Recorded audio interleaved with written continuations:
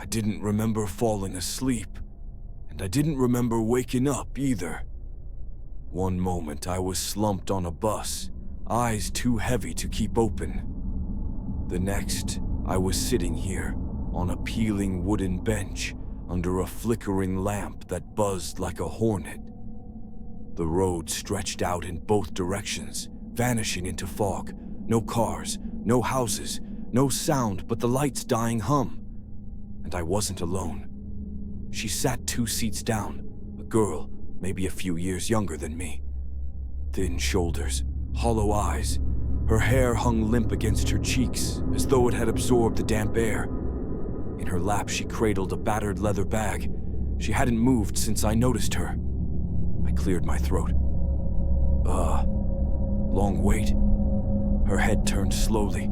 Her face was pale, sleepless. "A while," she said flatly. I gave a nervous laugh. "Yeah, me too. Bus is late, huh?" That almost drew a smile, but not quite. They're always late here. The way she said it made my skin crawl. I looked around again, at the empty road, at my watch, whose second hand hadn't moved since I looked last.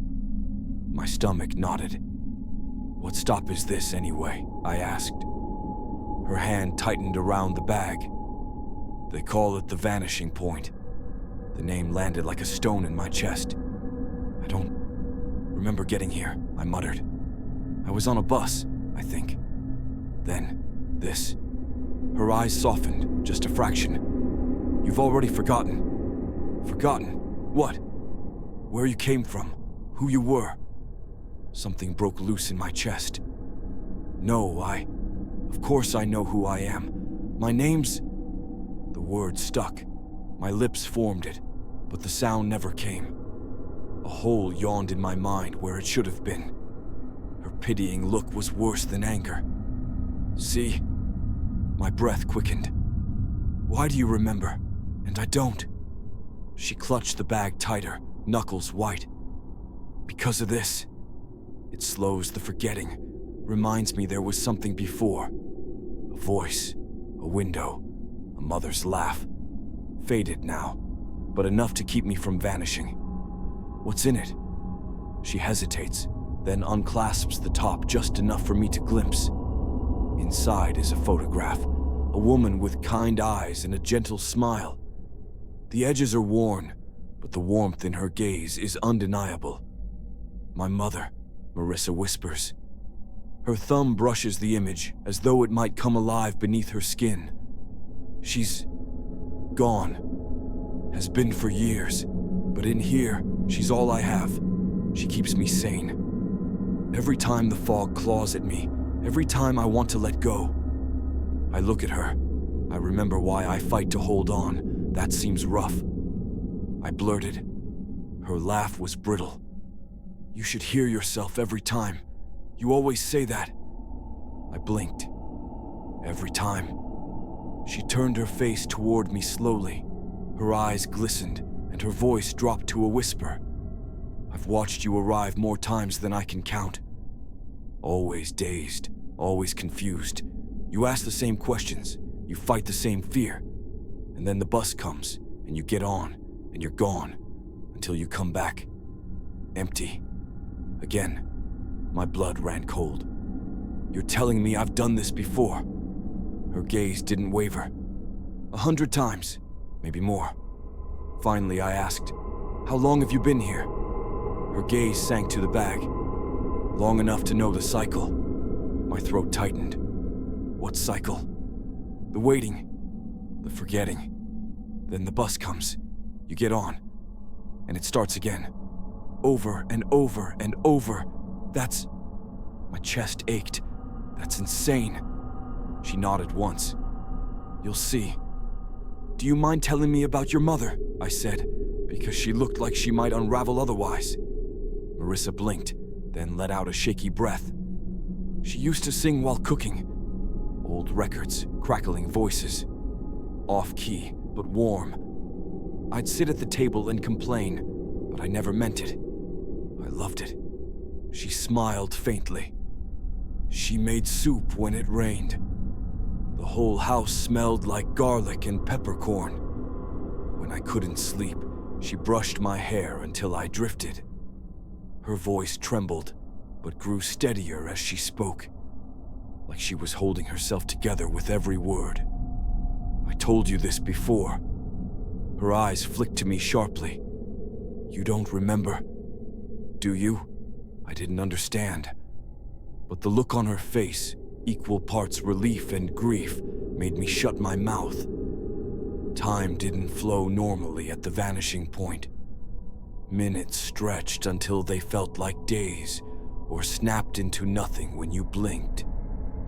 I tried to hang on to scraps of myself, the color of my first car, the name of my brother, my favorite food, but everything slipped. The more I tried, the emptier I became. As time stretched, hours, minutes, I couldn't tell. When I blinked, the fog seemed thicker, the lamp dimmer. My limbs are heavy, my memory's thin. Marissa, that was her name. Marissa looked worse too. Her grip on the bag is weaker. She whispered. I can't hear her laugh anymore. Who? I asked softly. My mother. Just silence now. I opened my mouth, but a low rumble cut me off. The ground shivered.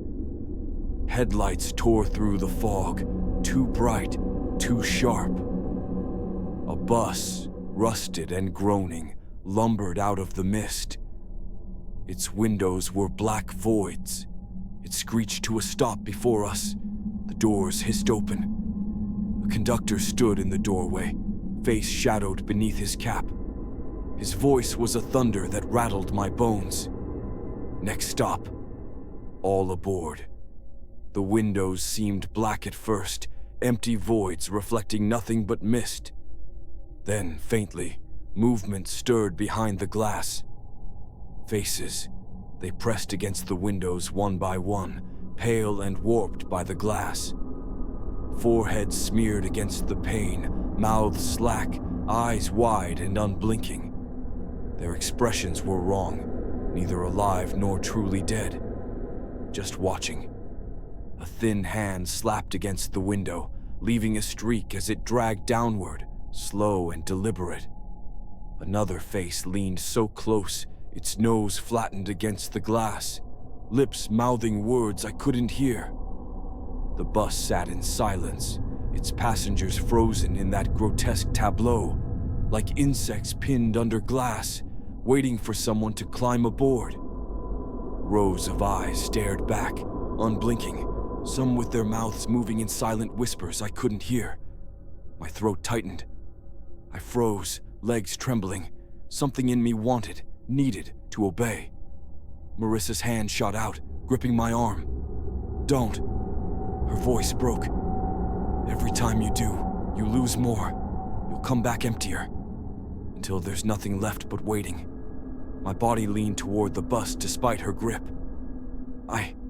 I don't know what else to do, I stammered. Her eyes locked on mine. Then don't move.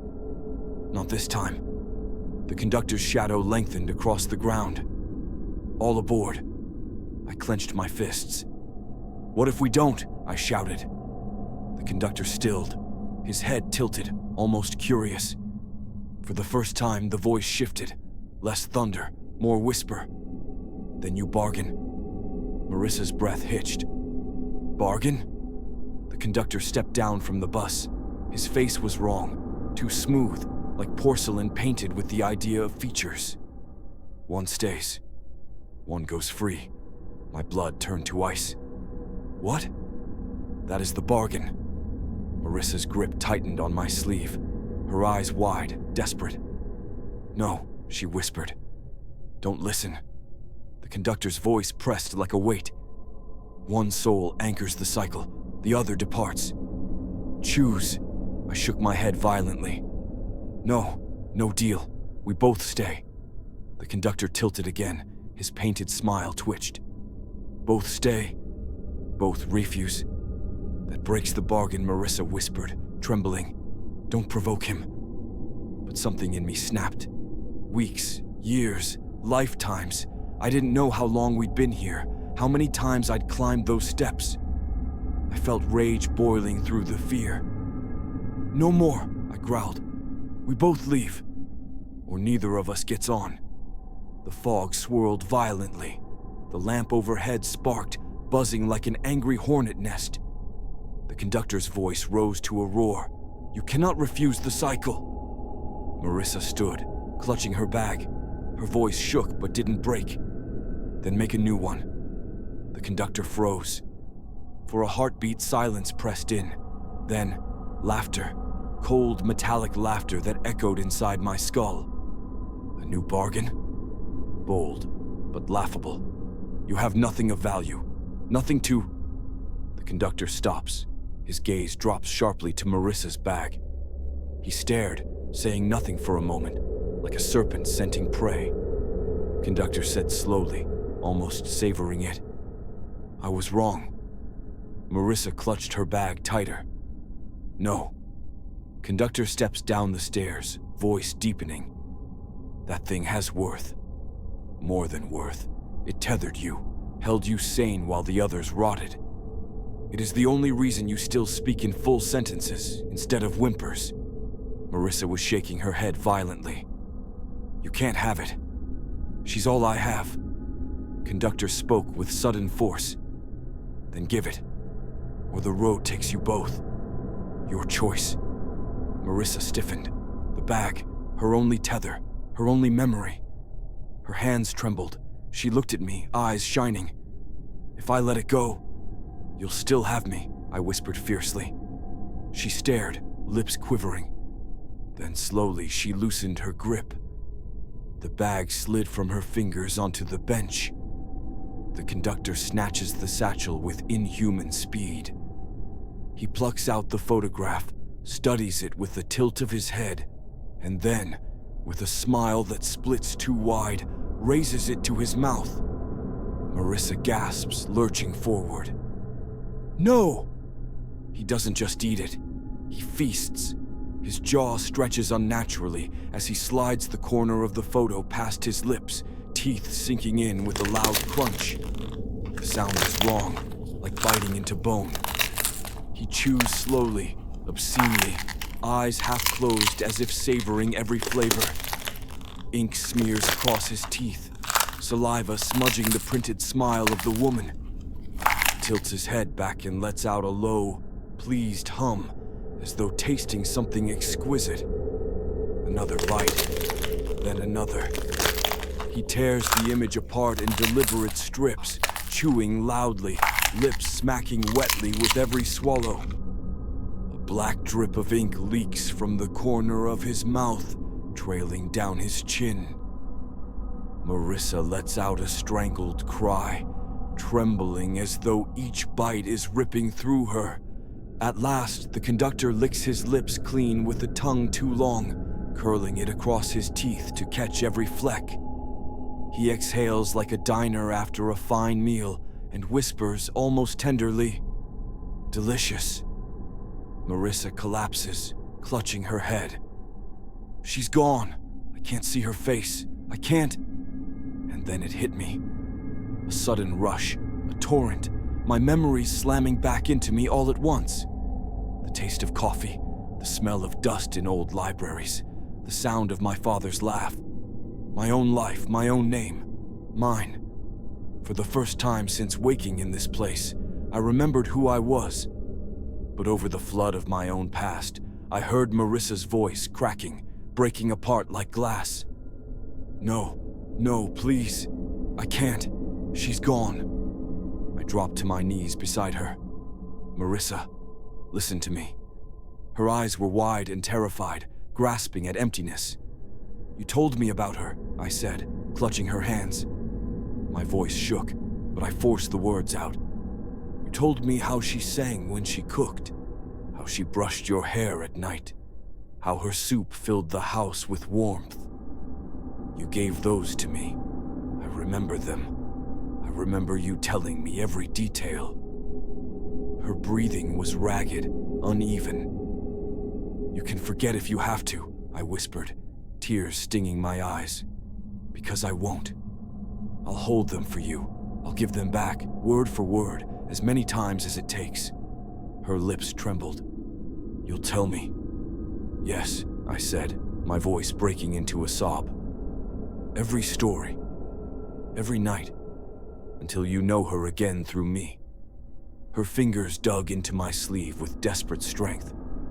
She buried her face against my shoulder, trembling like a child. Behind us, the conductor's pale grin flashed once more. "Balance." "Paid." The bus door shut with a hiss. The machine groaned and rolled into the fog until the glow of its headlights vanished. The silence left behind was looser, easier to breathe. The mist itself seemed to weaken, thinning with every heartbeat. Marissa lifted her head slowly. Her eyes were red, hollowed, but they found mine. "Let's go," she whispered. We strolled for a while, the gravel crunching beneath our steps. The air feels different now, wide open, alive. After a stretch, I glance at her, managing a faint smile. "You know, after all that, I don't think I ever asked if you knew my name." She tilts her head, brow lifting just slightly, as though the question itself surprises her. "Of course I do," she says. "Oh," I chuckle softly. "Tell me." Her lips curve, steady and certain. "Adrian." Hearing it spoken aloud hits me harder than I expect. It feels like the world settling into place. My name, solid and real, carried by her voice. We stood together, hand in hand. And as we stepped forward into the thinning fog, toward the pale blush of dawn breaking over the trees, I began to speak softly into her ear, repeating the stories she had given me in the dark, one by one. Her mother's voice in the kitchen, the hairbrush strokes at night, the soup on rainy days. She listened in silence, her breath hitching now and then, as though the words were faint stars breaking through the clouded sky. They weren't her memories anymore. They were mine. But I swore, as long as I remembered, she would never lose them entirely. She had helped me through the forgetting.